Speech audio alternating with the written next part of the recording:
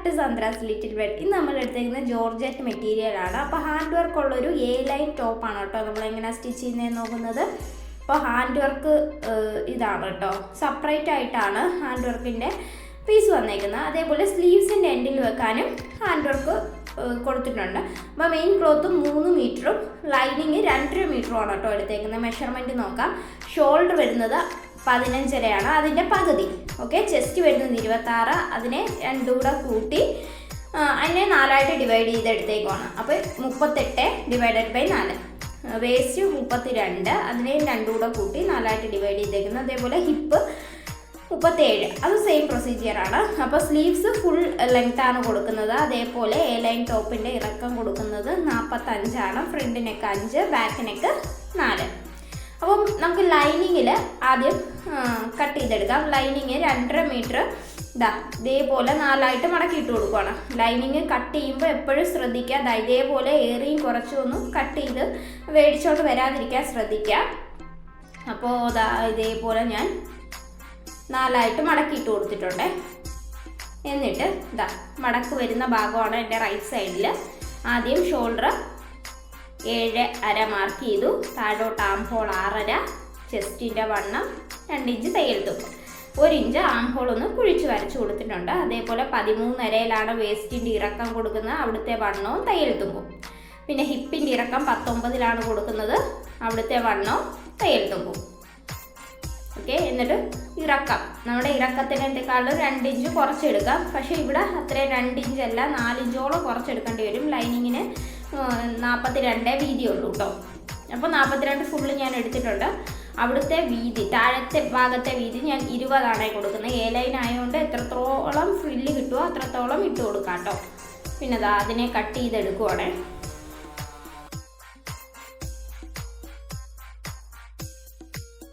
ഈ മെറ്റീരിയൽ നമ്മൾ എടുത്തേക്കുന്നത് ഇഹാ ഡിസൈൻസിൽ നിന്നാണ് കേട്ടോ. അപ്പോൾ മെയിൻ ക്ലോത്ത് മൊത്തത്തിൽ 3 മീറ്റർ ഉണ്ട്. അപ്പോൾ മെയിൻ ക്ലോത്ത് ഇതേപോലെ 2ആയി മടക്കി ഇടുക കേട്ടോ. എന്നിട്ട് നീളം അനുസരിച്ചാണ് ഞാൻ ഫോൾഡ് ചെയ്തിടുന്നത്. ഇതേപോലെ കറക്റ്റായി ഫോൾഡ് ചെയ്തെടുക്കുക.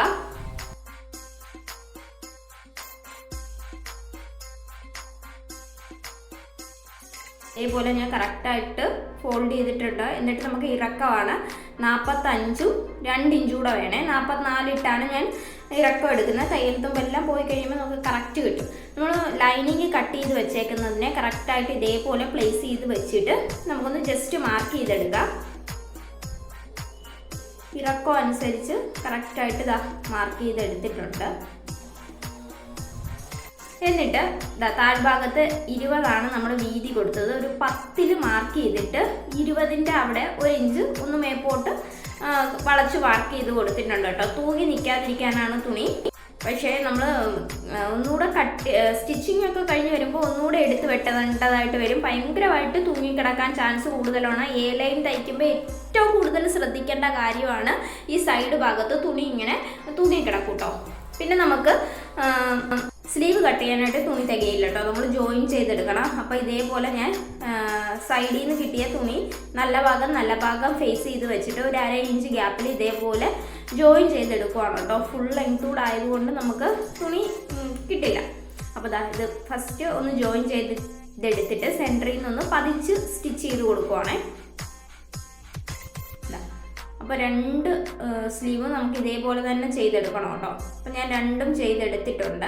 എന്നിട്ട് ഇതേപോലെ മടക്കിയിട്ടു, 4ആയിട്ട് മടക്കിയിട്ട് കൊടുത്തിട്ടുണ്ട്. എന്നിട്ട് ലെങ്ത് ഒന്ന് മാർക്ക് ചെയ്യുക. ലെങ്ത് ഒന്ന് മാർക്ക് ചെയ്തിട്ട് നമ്മൾ സ്ലീവ് നോർമലി എങ്ങനെയാണോ കട്ട് ചെയ്തെടുക്കുന്നത്, ലെങ്ത് മാർക്ക് ചെയ്യുമ്പോൾ ഇപ്പോൾ 25 ആണെങ്കിൽ 1 ഇഞ്ച് കൂടെ കൂട്ടിയിട്ട് വേണം നമുക്ക് ലെങ്ത് മാർക്ക് ചെയ്യണം. ഓക്കെ, അപ്പോൾ നമ്മുടെ നെക്കിൻ്റെ വീതി എന്ന് പറയുന്നത് 8 ഇഞ്ചോളം വരുന്നുണ്ട് കേട്ടോ. നമുക്ക് അത്രയൊന്നും വേണ്ട. അപ്പോൾ സെൻറ്ററിൽ വെച്ചിട്ട് ഇതേപോലൊരു കട്ടിട്ട് കൊടുത്താൽ നമുക്ക് വീതി കുറഞ്ഞ് കിട്ടും കേട്ടോ. വലിയ കട്ടല്ല, ഒരു ചെറിയ കട്ട്. അതിൻ്റെ തുമ്പ് നമ്മുടെ ഹാൻഡ് വർക്കിൻ്റെ അടുത്തോട്ട് വരരുത് എന്ന് മാത്രം. എന്നിട്ട് ഞാൻ നെക്ക് വീതി കൊടുക്കുന്നത് 3.5. ഇതേപോലെ ഇറക്കം കൊടുക്കുന്നത് 5.5. എന്നിട്ട് ഇതേപോലെ ഒരു സ്ക്വയർ നെക്കാണ് കേട്ടോ കൊടുക്കുന്നത്.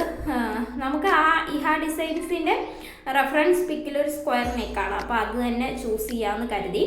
എന്നിട്ട് ക്യാൻവാസിൽ നെക്ക് ഫിനിഷ് ചെയ്തെടുത്തു. ഇനി ബാക്ക് നെക്കും 3.5 വീതിയും അതേപോലെ ഇറക്കം 4.5 കൊടുക്കുന്നുണ്ട്. 3.5 വീതിയും ഇറക്കം അതും ഞാൻ കട്ട് ചെയ്തെടുക്കുവാണേ. സെൻറ്റർ മാർക്ക് ചെയ്ത് കൊടുത്തു, പതിച്ചെടുക്കുവാണേ.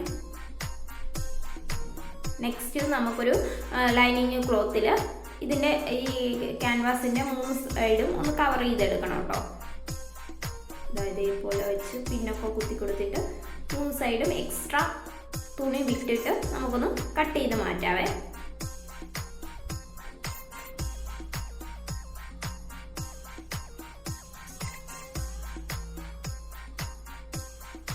ഇതിൻ്റെ 3 സൈഡും ഒന്ന് കവർ ചെയ്തെടുക്കുവാണ് ഞാൻ.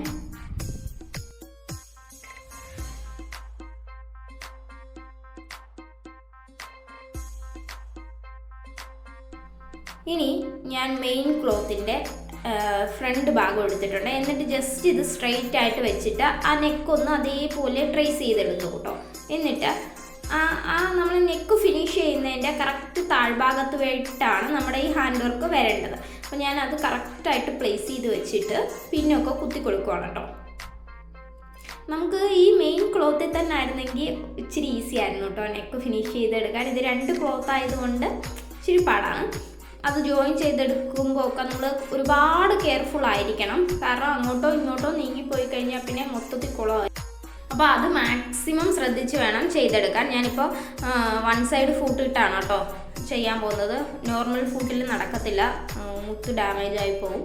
അതുകൊണ്ട് ഞാൻ ഫൂട്ട് ചേഞ്ച് ചെയ്യുവാണ് കേട്ടോ. അപ്പോൾ ഹാൻഡ് വർക്കൊക്കെ ചെയ്യാൻ വേണ്ടിയിട്ട് ഈ ഫൂട്ടായിരിക്കും നല്ലത്. ഇത് 3 സൈഡും കറക്റ്റായിട്ട് പ്ലേസ് ചെയ്ത് വെച്ച് ഒന്ന് സ്റ്റിച്ച് ചെയ്ത് പിടിപ്പിക്കുവാണ് കേട്ടോ. അപ്പോൾ ഫ്രണ്ട് ക്ലോത്തിൽ തന്നെ ചെയ്തെടുത്തായിരുന്നെങ്കിൽ നല്ലതായിരുന്നു. പക്ഷെ അവർക്ക് ചെയ്യാനായിട്ട് എളുപ്പം ഇങ്ങനെയാണ് കേട്ടോ. നമ്മൾ ഹാൻഡ് വർക്ക് ചെയ്യുന്നതുകൊണ്ട് നമുക്കറിയാൻ പറ്റും. അപ്പോൾ ഒരേ മെറ്റീരിയലിൽ ഇതേപോലെ മാർക്ക് ചെയ്താൽ ഈസിയാണ്. പിന്നെ നമുക്ക് നെക്ക് ഫിനിഷ് ചെയ്യാൻ വേണ്ടിയിട്ട് അടിഭാഗത്താണ് ആദ്യം വെച്ചേക്കുന്ന ലൈനിങ് ക്ലോത്ത്, അതിൻ്റെ മേളിൽ മെയിൻ ക്ലോത്തിൻ്റെ നല്ല ഭാഗമാണ് ഇരിക്കുന്നത്, പിന്നെ നമ്മുടെ ക്യാൻവാസ്. ഓക്കെ, അങ്ങനെയാണ് കേട്ടോ പ്ലേസ് ചെയ്ത് കൊടുക്കുന്നത്. അപ്പോൾ കറക്റ്റായിട്ട് സെൻറ്റർ 3 തുണിയുടെയും സെൻറ്റർ നോക്കിയിട്ട് നമുക്ക് നെക്ക് ഫിനിഷ് ചെയ്തെടുക്കാം.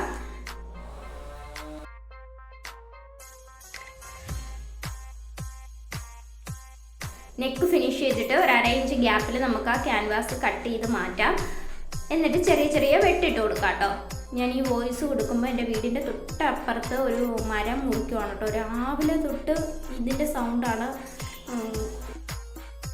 എന്നിട്ട് അകത്തേക്ക് മടക്കി കൊടുക്കുക ക്യാൻവാസ്. എന്നിട്ട് ഞാൻ ഹെമ്മിങ് ചെയ്തെടുക്കുവാണ് കേട്ടോ നെക്ക് ഫിനിഷ് ചെയ്യാൻ വേണ്ടിയിട്ട്. അല്ലാതെ ചെയ്ത ബീഡ്സ് എല്ലാം ഡാമേജ് ആവും. അതുകൊണ്ട് ഞാൻ ഹെമ്മ് തന്നെ ചെയ്തെടുക്കുകയാണ്. ഹെമ്മ് ചെയ്യുമ്പോൾ ശ്രദ്ധിക്കേണ്ടത് ഒരു തുള്ളി പോലും നൂല് കാണാത്ത രീതി വേണം ഹെമ്മ് ചെയ്തെടുക്കാൻ. അത് ഇച്ചിരി ടൈം എടുക്കുന്ന പ്രോസസ്സാണ് കേട്ടോ ഈ ഹാൻഡ് വർക്കിന്.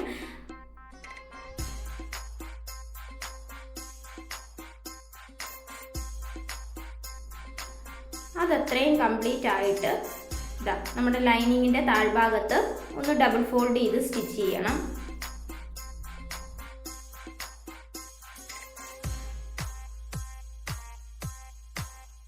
പിന്നീട് ഈ ലൈനിങ്ങിനെ മെയിൻ ക്ലോത്തിനെ 2 സൈഡൂടെ ഒന്ന് ജോയിൻ ചെയ്തെടുക്കുവാണേ. 2 സൈഡ് എടുത്താൽ മതി. റൈറ്റ് സൈഡും ലെഫ്റ്റ് സൈഡും അതേപോലെ ചെയ്തെടുക്കണം കേട്ടോ.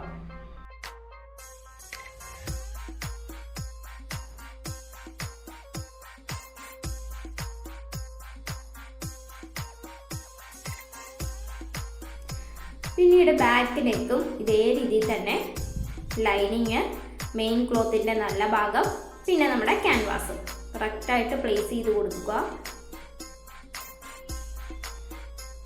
പിന്നെ നെക്ക് ആ വരച്ച അതിലേ തന്നെ സ്റ്റിച്ച് ചെയ്യുക. എന്നിട്ട് ഒരു 1/2 ഇഞ്ച് ഗ്യാപ്പിൽ നമുക്ക് നെക്ക് കട്ട് ചെയ്ത് മാറ്റാം. ചെറിയ വെട്ടിട്ട് കൊടുക്കുക കേട്ടോ.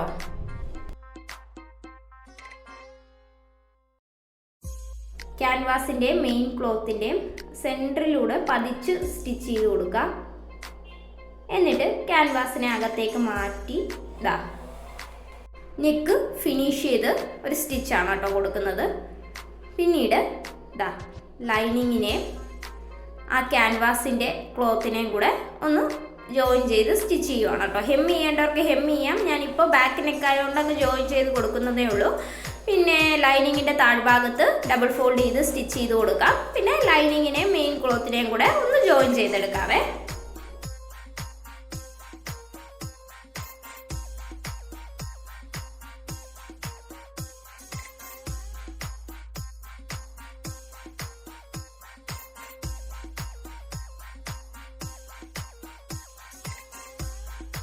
പിന്നീട് നമുക്ക് ഷോൾഡറാണ് കേട്ടോ ജോയിൻ ചെയ്യേണ്ടത്.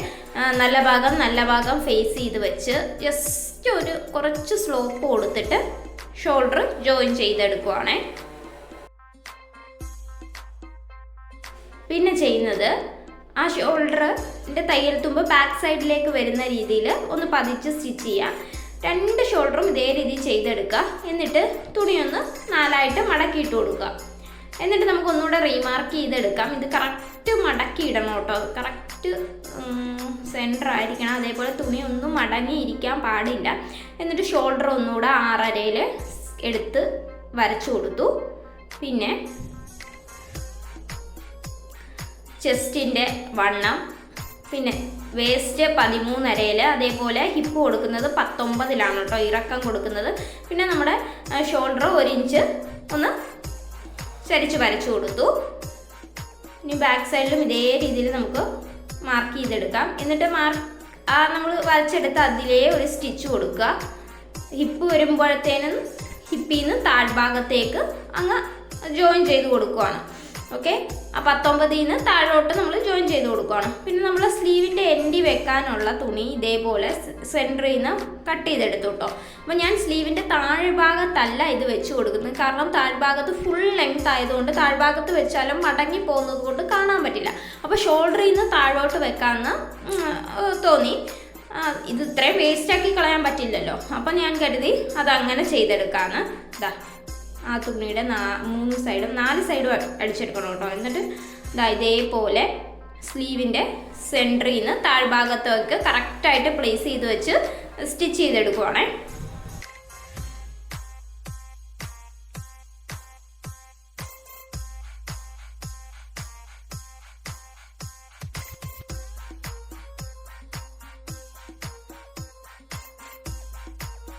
എന്നിട്ട് സ്ലീവിൻ്റെ അടിഭാഗം ഡബിൾ ഫോൾഡ് ചെയ്ത് സ്റ്റിച്ച് ചെയ്ത് കൊടുക്കുക. പിന്നീട് നമ്മുടെ ഷോൾഡറിൽ കറക്റ്റായിട്ട് പ്ലേസ് ചെയ്ത് വെച്ചിട്ട് കറക്കി സ്ലീവ് ജോയിൻ ചെയ്തെടുക്കുകയാണ് കേട്ടോ. ആദ്യത്തെ സ്റ്റിച്ച് ഇതേപോലെ ജോയിൻ ചെയ്തെടുത്തു.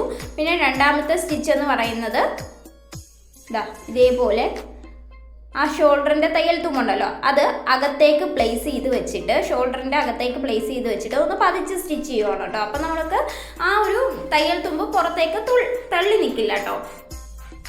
അപ്പോൾ അതും കഴിഞ്ഞു. ഷോൾഡറിൻ്റെ സ്ലീവിൻ്റെ വണ്ണം നമുക്ക് മാർക്ക് ചെയ്ത് കൊടുക്കാം.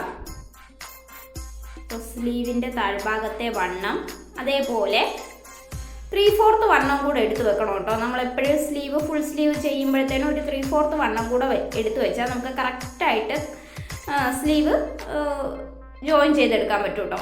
കറക്റ്റ് ചെസ്റ്റിലേക്ക് ജോയിൻ ചെയ്ത് കൊടുക്കുക. പിന്നെ നമുക്ക് എത്ര തയ്യൽ തുമ്പ് വേണം തയ്യൽ തുമ്പ് ഇട്ടിട്ട് എക്സസ് ആയിട്ട് നിൽക്കുന്ന ക്ലോത്ത് എല്ലാം നമുക്ക് കട്ട് ചെയ്ത് മാറ്റണം കേട്ടോ. രണ്ടാമത്തേതും താഴ്ഭാഗം വരെ എലൈൻ സ്റ്റിച്ച് ചെയ്യാൻ വളരെ എളുപ്പമാണ് കേട്ടോ.